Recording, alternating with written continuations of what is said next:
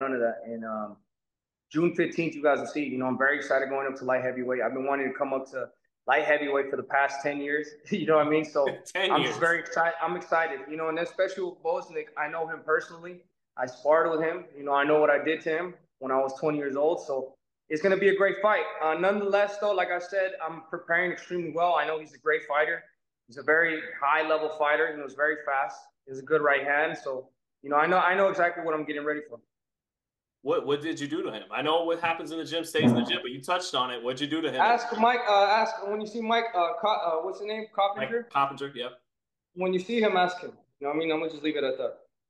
I might have to get Mike on the channel and get him to spill the beans.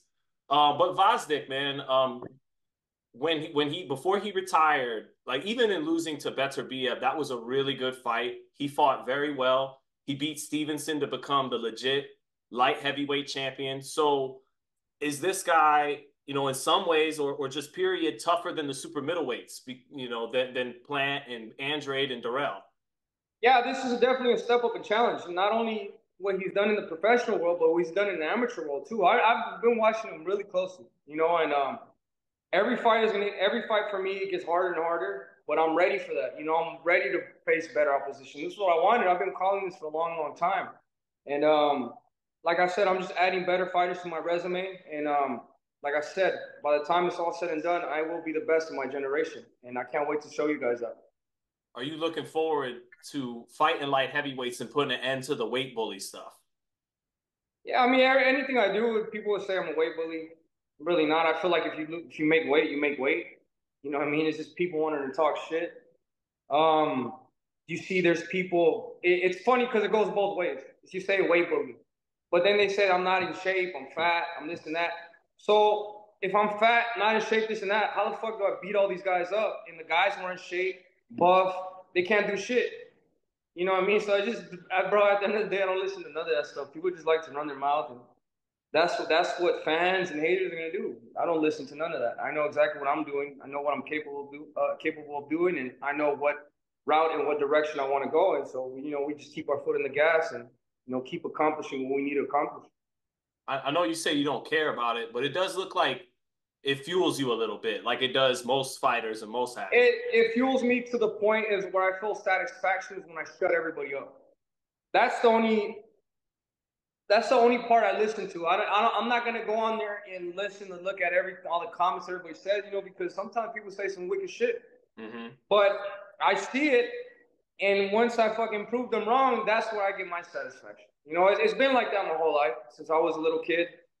Um, it's been fueling. I've always felt like that's fueled me. That's been like the whole motivation my whole career. So I mean, I don't expect it to stop now. You know what I mean? It's just gonna, it's gonna keep going, and it's gonna satisfy me more when I shut more people up. So that's the story of my life, and people doubt me, but I shut them up at the end of the day. So it is what it is. I know, especially at this level, there's only so much you could really get into the X's and O's, but he's got good feet. He steps around, good right hand, good pop in his punches. What's some of the things you got to do to be successful against this guy? Well, the things that I'm gonna do is just for me to know. It's for you guys to see fight night. I don't want to give away too much of the stuff I'm going to do because, I know people watch this stuff and he's a great fighter. He's a great fighter. So whatever you're watching that you think I got to do, that's what I'm going to do. Do you how about I'm gonna put 2-1 about Gvozdyk. At 37, how much is he still in his prime? I know he's won some fights in the comeback, and if you stop him in more dominant fashion than Beterbiev, what do you think that tells us?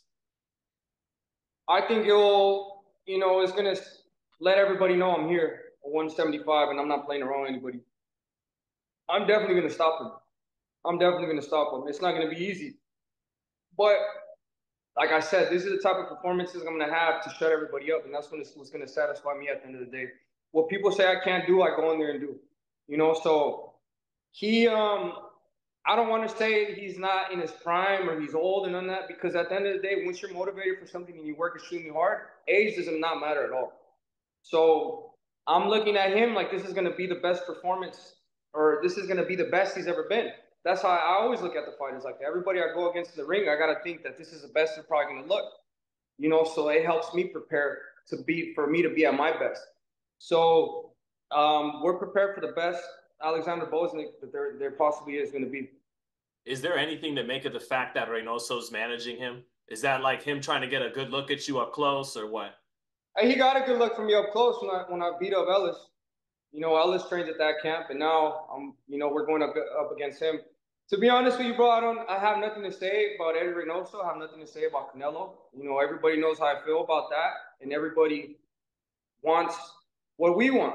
You know what I mean? I'm not, you know what I mean? I'm not gonna disrespect nobody. I'm not gonna say nothing about nobody. They're doing a good job over there on that side, and hopefully one day we'll make a fight happen. But yeah,